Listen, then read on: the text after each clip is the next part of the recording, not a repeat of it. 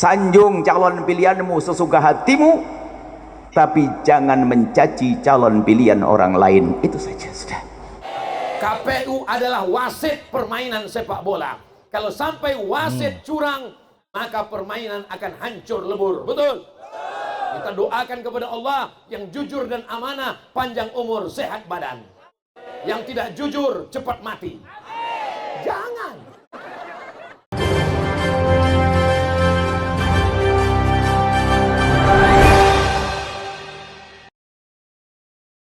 Assalamualaikum warahmatullahi wabarakatuh. Buya Yahya dan Ustadz Abdul Somad dalam ceramahnya menyinggung yaitu pemilu damai ya. Jangan sampai yaitu seperti KPU melakukan kecurangan ya. Jadi benar-benar masyarakat harus mengawal KPU ini.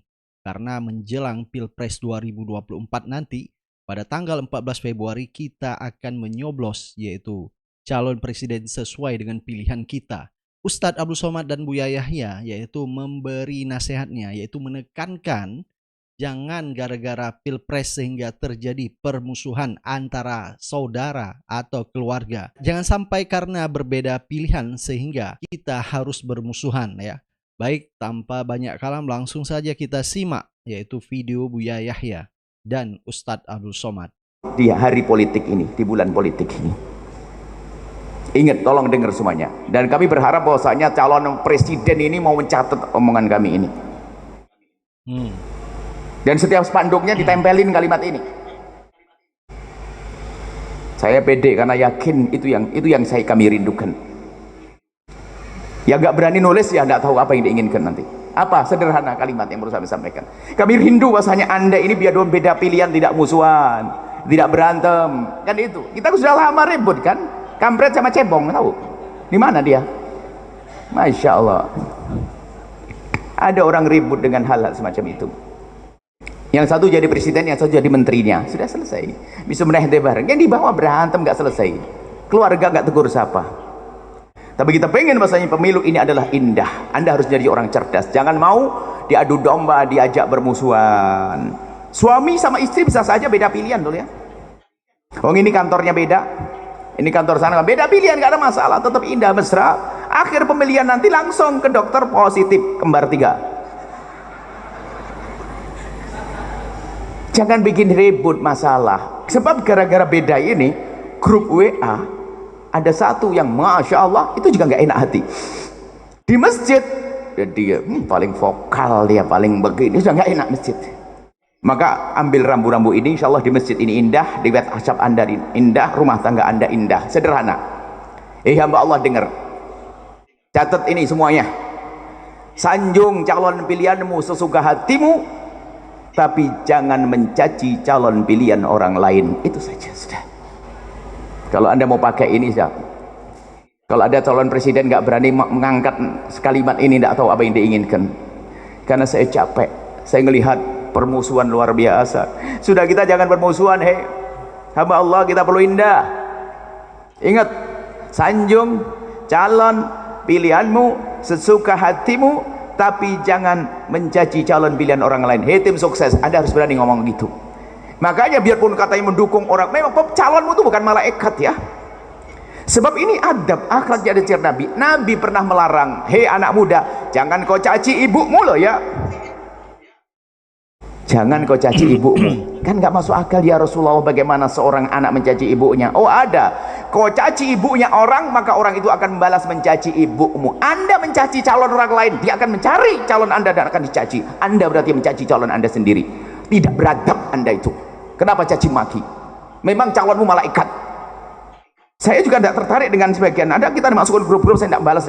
Sudah mulai caci maki gaya malaikat, kayaknya calonnya malaikat. Sudah mencaci yang lainnya habis-habisan, semuanya caci maki. Coba ya, mana adabmu, mana akhlakmu, hamba Allah. Kita perlu belajar adab akhlak. Sudah kelihatan Buya begini, kalau masih melakukan berarti Anda ini dungu bener. Nah, ini saya rindu Anda bahagia. Kadang harus pakai bahasa kasar ya. Ada kelas orang cerdas pakai isyarat faham ya. Ada orang cerdas rata-rata harus pakai omongan. Ada orang kelas bebel pakai pukulan kayak hayawan, kayak binatang. Tidak tahu Anda ini kelas apa. Kami rindu damai, betul. Berbeda agama, beda suku, nggak perlu caci maki. Hitam dengan putih bagusan mana sih?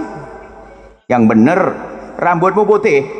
Enggak kan? Enggak juga, tergantung dong kok engkau. Tidak saminan putih lebih bagus dari hitam. Coba dibilang rambut putih nggak enak kan? Sudahlah, jangan bangga dengan keputihanmu atau bangga dengan hitammu, udah ada. Sudah salah ibu, coba kayaknya hitam jangan rambut putih rambutnya, putih rambutnya. Seperti itu sebetulnya, nggak perlu kita. Semuanya punya kebanggaan masing-masing. Tidak perlu kita saling merendahkan. Jadi kita sudah menangkap apa yang disampaikan oleh Buya Yahya, di mana beliau mengatakan sanjung pilihanmu sesuka hatimu, jangan caci maki pilihan orang lain. Nah, ini yang disampaikan oleh Buya Yahya, artinya jangan sampai terjadi polarisasi seperti Pilpres 2019 yang lalu ya, sehingga ada kubu cebong dan kampret. Tapi kalau kita lihat sekarang insya Allah tidak akan terjadi karena pilihannya ada, paslonnya ada 3 ya. Yang pertama Anies Baswedan dan Muhaimin Iskandar, Prabowo dan Gibran, terus yang ketiga adalah Ganjar dan Mahfud. Nah, ini menjadi penentuan Anda untuk memilih calon siapa yang kira-kira menjadi pilihan Anda. Dan kata Bu Yahya, kita tidak perlu berselisih ya sampai bermusuhan dalam menentukan calon presiden kita. Walaupun kemarin terjadi demokrasi dicederai oleh Mahkamah Konstitusi ya.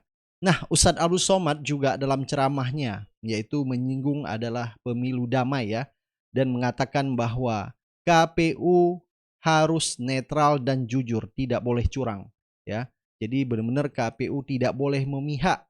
Apa hubungannya zikir dengan pemilu damai? Menuju pemilu damai. Karena orang yang hatinya tidak berzikir mudah diganggu setan. Pilihan boleh beda, tapi hati tetap berzikir. Nanti kalau ada orang yang ngajak kelahi, alladzi waswisu fi sudurin nas minal jinnati wan nas, maka usirlah dia pakai ayat kursi.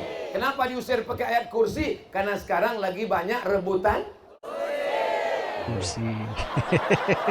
Masuk akal. Mudah-mudahan saudara-saudara kita yang mencalonkan dirinya menjadi anggota DPRD Kabupaten, DPRD Kota, DPRD Provinsi, DPR RI, DPD, Presiden Wakil Presiden, terpilih yang adil dan amanah. Sehingga Indonesia menjadi baldatun thayyibatun wa rabbun ghafur. Kalau ada yang nyogok-nyogok ngasih uang, mau terima uangnya?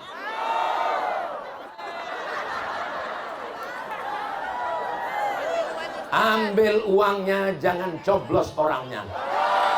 Setuju? Pilihlah orang yang adil dan amanah. Orang-orang yang soleh, bukan somat. Andai ada yang mau ngasih uang 500.000, dia tidak akan ambil karena duit dia lebih banyak. Betul? Awas kalau ngambil. Kalau ada yang ngasih 5 juta, kecil, untuk 5 tahun kau kasih 5 juta, ini hanya uang tipu-tipu. Kalau ada yang ngasih 50 juta, telepon dulu Ustaz Somad.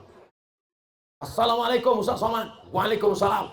Besok mau pencoblosan 14 Februari. Hari ini tanggal 13. Ada yang ngirim 50 juta. Gimana nih Ustaz? Sekali haram, tetap haram. Kita bagi 2 Pak Ustaz. Oke.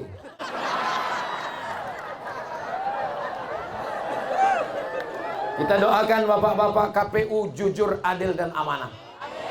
KPU adalah wasit permainan sepak bola. Kalau sampai wasit curang, maka permainan akan hancur lebur. Betul?